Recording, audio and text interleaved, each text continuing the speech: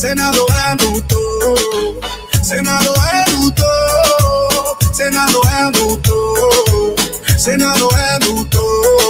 Okay, dumako na po tayo dito sa hindi mahilig makialam na si Mike hindi makadepensor. Dito na po tayo sa bagong pakulo ni Mike hindi makadepensor. Papaalala lang natin sa kanya na sabi niya, alam nyo, ayoko na talaga makialam dito eh. Ayoko makialam, tahimik na buhay ko. Putek, ayaw makialam, nandun sa INC rally, nandun sa bilyonaryo. Ngayon, may bagong paratang na akala niya makakagulat sa mga tao. This is statement issued to clarify and correct the misleading allegation of Mike Defensor regarding the supposed beating, unlawful detention, and alleged cover flight or Mr. John Paul Estrada resigned Acobico Party List aide and his wife to Chile. We categorically deny the claims that Mr. Estrada and his wife were beaten and harmed. Fake news na naman. They were unlawfully held by NBI personnel and they were provided with fake passports, ayan po, or flown out the country to prevent testimony. These allegations are unfounded, unsupported by evidence, and purely speculative. No complaint report or medical record exists showing that Mr. Estrada or his wife suffered physical harm. There is no record on their custody under the NBI. We have formally coordinated with Bureau of Immigration and we are currently awaiting the response on the matter. Ayan po ha. Alam mo, si Paul Estrada, if you recall, sinasabi na natin inilipad sa Chile. Before nilipad sa Chile, when they were in Taiwan, if I'm not mistaken, lumabas si Senator Bato, sinabi niya magte-testify. Senator Bato was talking of Paul Estrada and the wife. Before he left for Chile. Binugbog yung mag-asawa. Okay. Binugbog. Nino? binugbog daw. Si Gutesa, nandun daw sa Marines. Putek. Tumigil ka na, Mike Defensor. Hindi ka makakabalik sa politika. Fake news ka pa rin. Tigil-tigilan mo na, Mike Defensor. Suko na. Ama ka na. Yun yung claim ng wife. Kasi yung Paul and the wife magkasama and yung wife is pregnant. Ngayon daw nabugbog ulit. Ang sabi, ito, kino-quote ko yung nagsabi ha, may mga active personnel daw, may NBI pa. Okay. Paano nakakatawag yung babae pag nagkakaroon sila ng church services? Nakikiram ng phone. Tumatawag daw through messenger. And I've seen some of the messages. Ngayon, ang sabi pa ng babae, meron kaming Philippine passport pero hindi namin alam ang pangalan namin. Kinonfiscate nila. So how were they able to fly out of the country without a passport? Initially, they were using their own passport. But you thought it was confiscated. Confiscated by those holding them. All right. Okay. So that was when they were here. So how were they able to fly out? Lumipat ata sila, meron silang hawak na passport, no? Pero I think they were anticipating already na baka pa-cancel yung passport nila in lieu of the investigation. Nako! Sabit-sabit. Pero I think, inakumpis ka daw. Hama ka na, Defensor! Ha? Tama ka na! Masyado kang mapapel ngayon, ha? Asa si Gutesa? Nagja-jump in ka na naman sa bagong narrative. Nasaan mo na si Gutesa? Yun ang asikasuhin mo, nilabas-labas nyo ngayon, hindi mo mapakita. Tama ka na, Defensor. Ang asikasuhin mo, ha? Sabunutan mo si Marcoleta.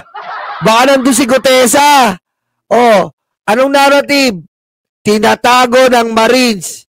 Binara ka ngayon ng Marines. Wala dito. Binara ka ng AFP. Wala dito. Doon pa lang tapos ka na eh. Oh, nasa si Gutesa. Bago ka na naman pasabog para makalimutan si Gutesa. Huwag kami, Defensor. Sinong niloko mo? Wala nang naniniwala sa'yo. Mike, hindi maka-defensor. Hindi mo madepensahan ang mga akusasyon mo. Kay Gutesa pa lang, hindi mo na madepensahan. Hindi mo alam kung nasa si Gutesa. Tapos ngayon, gaganyan-ganyan ka, bago na naman, pandagdag apoy sa mga nangyayari ngayon, may pabugbog ka pa. Ngayon, inaamon ka ng NBI. Saan mo nakuha yung kwentong barbero mo? Saan mo nakuha yung kwentong barbero mo, defensor? Nek-nek mo. Ayusin mo muna yung kay Gutesa. Si Gutesa, hindi namin alam ngayon, pero may timbre, nasa piluka ni Marcoleta. Hello ka, nagtatago dun si Gutesa. Kita namin nakakumot pa. Ayok Gutesa to. Nasa Marines daw nagtatago. Kinukupkup daw nila. Ang sabi ni defensor na fake. Tinatago nyo Gutesa sa piluka ni Marcoleta. Ayon muna ang inyong ibunyag para makasuhan si Mr. Speaker. Bring me back here, Gutesa, and promise me you have a fake note, and promise you didn't have a fake notary sa pool. Di ba? Senado è anuto,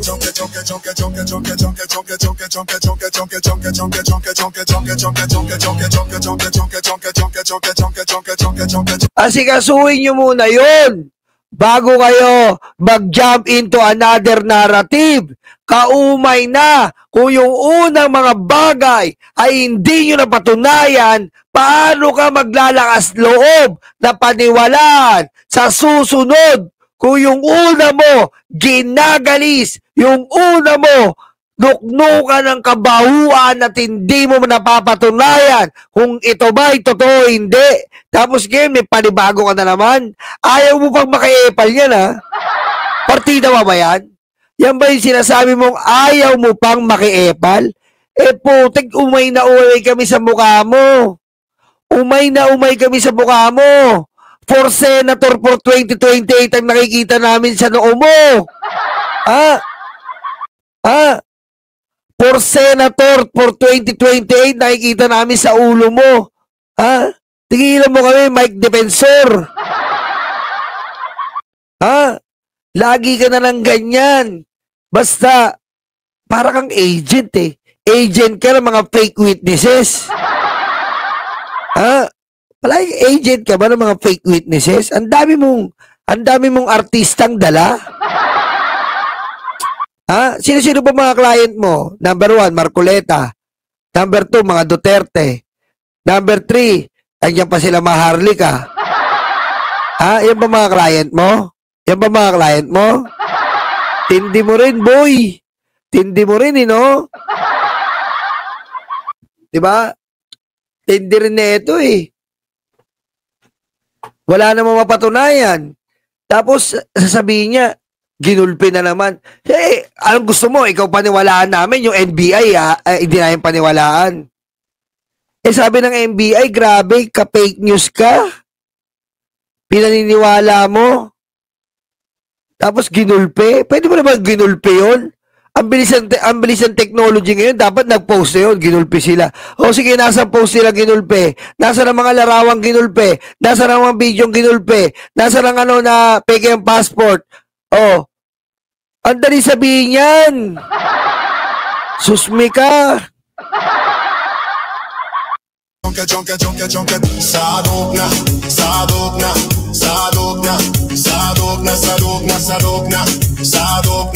Sadok na Sadovna, sadovna, sadovna, sadovna, sadovna, sadovna, sadovna, sadovna, sadovna, sadovna, sadovna, chonke, chonke, chonke, chonke, chonke, chonke, chonke, chonke, chonke. Okay, dumako na po tayo dito. Di sinanto ni Sandro Aimee accuses Bongbong son of using offering illegal drugs. Ayan ayon po dito na eto nga po, si Aimee ay natalakay natin kanina, pero may gusto lang po akong idagdag dito. Na Aimee Marcos, eto lang ang masasabi namin sa inyo. Aimee, alam mo, ikaw, kung wala ka rin maganda sasabihin at wala ka rin ebidensya, manahimik ka. Huwag kang masyadong bitter sa kapatid mo. Kung yung kapatid mo natupad niya lahat ng pangarap niya, kung yung kapatid mo ang nagli-leader sa bansa ngayon at ikaw, isa ka pa rin puro botox ang muka. Diba? Isa ka pa rin puro botox ang muka at yung ilong mo ay talagang hindi mo na maayos. Hindi namin alam kung ano pa shape niyan. Rectangle or basta yung mukha mo, triangle. Diba? Alam mo, kilala namin Kilala namin, Aimee, kung sino ang pinaggayaan ng ilong mo. Yan ay si Badoy. Parehas kayo ni Badoy na pinaggayaan ng ilong. Parehas kayo, parang binutasan ng aspile. Ayusin mo. Kung talagang noon pa lang alam mo na addict si BBM, ikaw din ang nagsadlak. Ikaw din ang nagsaglak sa mga Pilipino na na mapahamak ang Pilipino dahil addict ang ino-offer mo. Na sabi mo, bida-bida ka Ikaw kamo nag-offer kay BBM na tumakbo. Ikaw pa rin ang sisisihin. Bakit? Ikaw ang provoke. Kaya kung sa korte to, ikaw ang sinisihin ng korte, hindi si BBM dahil victim siya ng substance. Pangalawa, ikaw din ang naglaglag kay Duterte, na si Duterte ay mamamatay tao talaga. So isasama na naman yan, saan? Sa ICC, na nagsalita si Aimee, pinakiusapan niya si Duterte na huwag patayin si Bongbong Marcos. So, pinatunayan mo na mamamatay tao si Bongbong Marcos, ay si Rodrigo Betlog Cordoroy Duterte. Ikaw din nagpatunay yan. Hindi sa iba galing yan, kundi galing sa'yo. Galing sa kawalangyaan mo, Aimee Marcos. At katanggap-tanggap na sana kung si BBM lang tinitira mo. Pero tinira mo ang mga bata. Sila Vince, sila Sandro at iba pang anak ng Pangulo. Di ka ba naiya? Sa pagkadesperado mong hayop ka, pati mga bata dadamay mo? Wala ka na bang moral? Masyado ka lang immoral. Targetin mo kung sino ang tatargetin mo, pero wag na kayo mandadamay. Nandadamay pa kayo ng mga bata. Gano'n na ba talaga? Kabalahura, kabalasubas, ang mga ugali nyo?